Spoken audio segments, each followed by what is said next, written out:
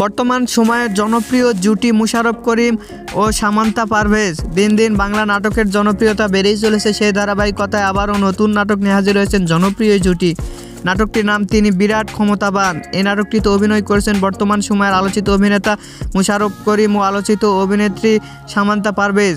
নাটকটি রচনা ও পরিচালনা করেছেন হামেদ হাসান নোমান। নাটকটি খুব শীঘ্রই বিন্দু ভিশনের ইউটিউব চ্যানেলে প্রকাশিত হবে। আপনারা দেখতে চাইলে অবশ্যই বৃহস্পতিবার